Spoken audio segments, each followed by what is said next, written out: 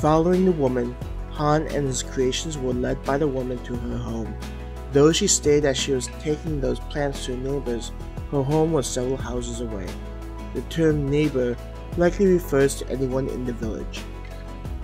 Her home was slightly smaller than the others next to it, with only one window next to the door. Entering into the home, they saw part of the living room and dining room setup. There seemed to be a door that presumably led to a bedroom. With a communal kitchen area, they probably didn't need to incorporate one inside the homes. Against the wall seemed to be a place for various food ingredients, but nothing like a refrigerator to keep the ingredients fresh. The people here must have high turnover for ingredients, considering it would spoil quickly. Inside of her home was fairly empty looking, just the bare essentials. There was a carpet, but that seemed to be the only thing to brighten up this dreary place. Even the table only had one chair, considering she was the only one living here. Master, I don't think we should stay here. I can take us back to the stronghold, and you could sleep in your chambers. This place does not suit a being such as yourself, Helania whispered to me. The whispering wasn't due to her being considerate, but because she didn't want to reveal themselves without her master's permission. I do not mind staying here. I find this to be amusing, and this woman intrigues me. Inform them, ending any further discussions. As you wish, Helania intoned. She was not satisfied with the situation, but would fulfill her master's wishes. The woman looked back at them, an embarrassed expression on her face. I apologize for my home. Ever since I began living on my own, this size is all that I can afford. She tried to explain to them. Nonsense. You are generous with your hospitality, allowing us to stay here when we have only met one another. Han expressed himself. If you have not eaten yet, please allow me to express our appreciation for your consideration. He estimated that it was slightly after midday now, so it wasn't likely that she had eaten if she spent her morning gathering those plants.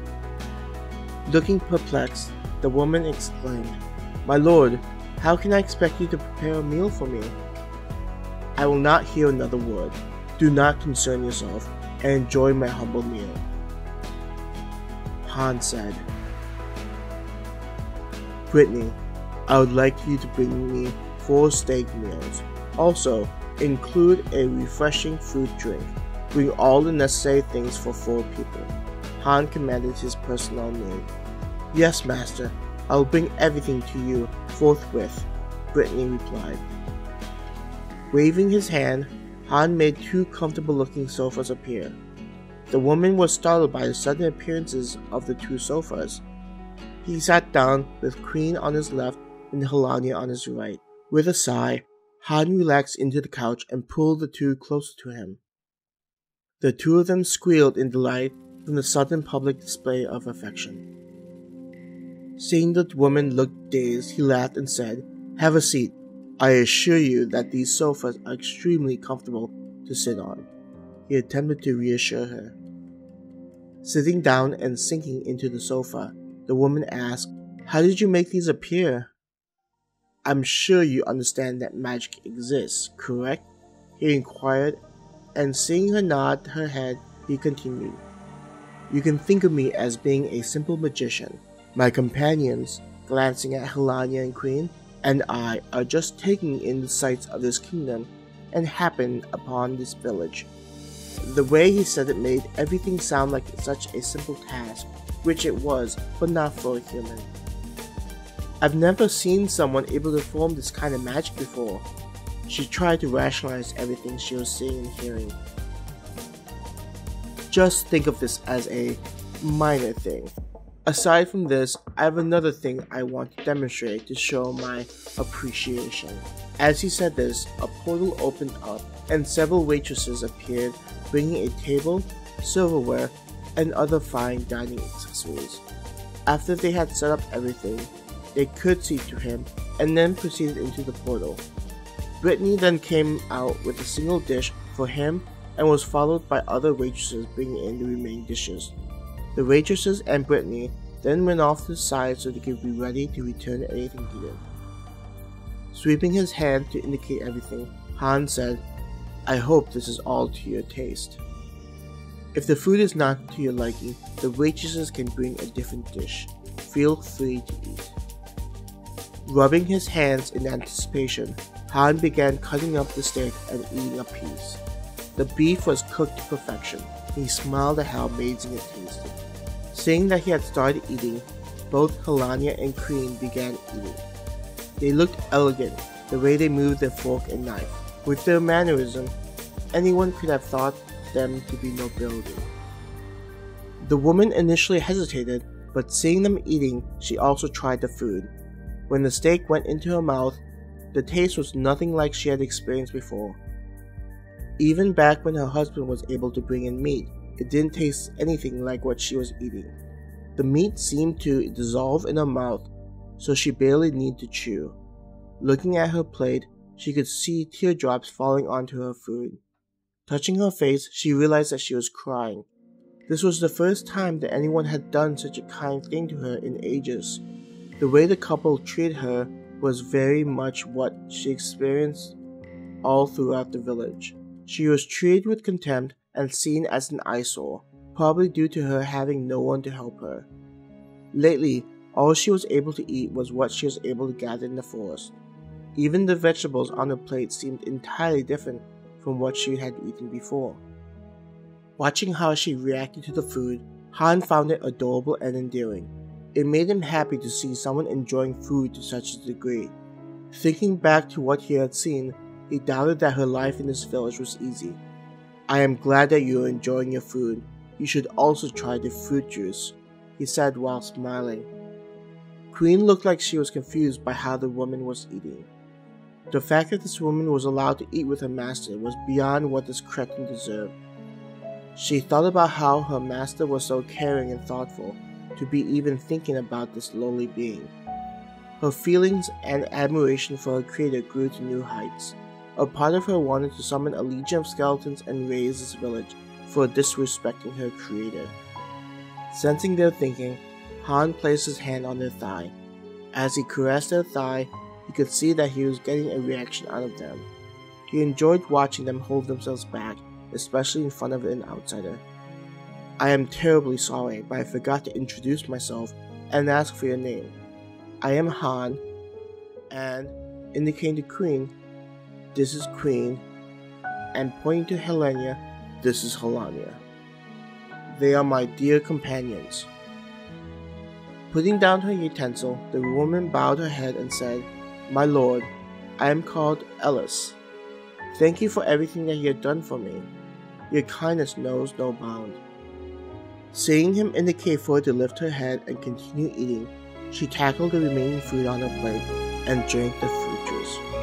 The drink was amazingly refreshing, a sweet overtone with hints of tart undertone.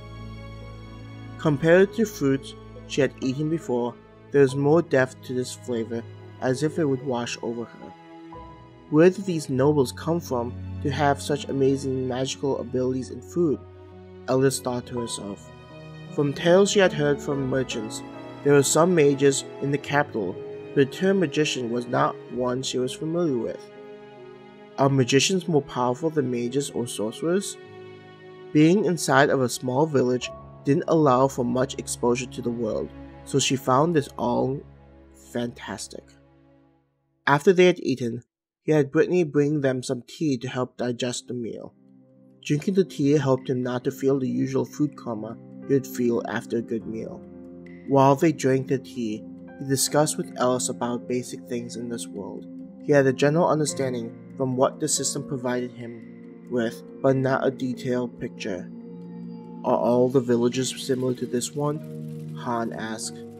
"No, my lord. Due to how far away this village is to the capital, and with few resources, we don't get a lot of merchants or travelers coming here. We make enough from trade to survive, decently at least, but nothing like towns and villages towards the center of the kingdom."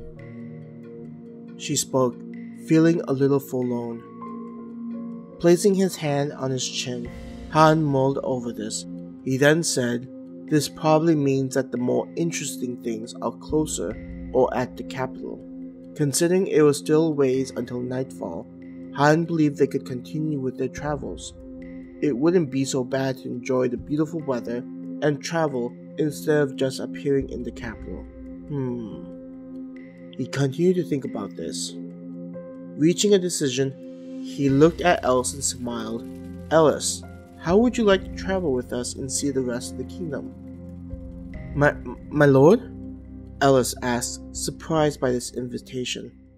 From what I've seen in this village, there isn't much here for you. You have no strings keeping you attached to this dreary place, and the village doesn't seem to treat you with the respect you deserve.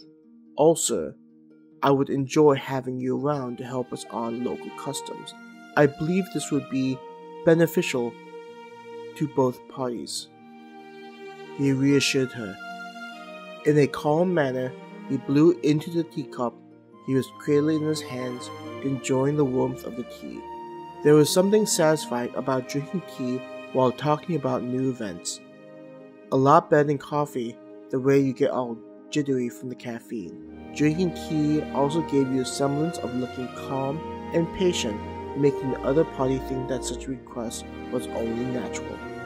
After getting her cup filled with more tea and lightly added with milk and honey, Alice brought the cup to her lips and drank the cleansing beverage. She thought about what life outside of the village would be like, no longer being verbally abused and getting to experience new and wonderful things. A part of her felt some pain, thinking about leaving behind the memories of her late husband, but she knew that this is what he would want her to do. Looking at Han, she answered, My lord, please allow me to travel with you. Fantastic, Han said, clapping his hands. Both Helania and Queen glanced at one another, enjoying their master looking so happy. They didn't understand why this woman needed to accompany them, but if their master was pleased, then that was all that mattered. The two of them could handle anything if she tried to harm their precious master, so they weren't concerned about this woman coming along. Looking around Alice's home, Han said, Unless there are any objects of sentimental value, you won't need to worry about taking anything along with you. Looking at Brittany, I will need you to prepare several outfits for Alice so that she will have something to change into. Make sure they are outfits that showcase her figure. She doesn't need to look like some common village woman any longer. Yes, master. I will have one of the tailors prepare a wide selection for you to approve. They will be ready by the end of the day. Brittany informed him. Seeing that she was dismissed, she indicated for the other waitresses to begin removing the food items they brought. Standing up, Han told them all, Unless there are any other issues we need to go over, I feel like it is time for us to depart from this vapid place. Seeing Alice getting up and not refusing his ideas, he nodded his head. Both Helania and Queen got up and made no counterpoint, as if his thoughts were only logical at the moment.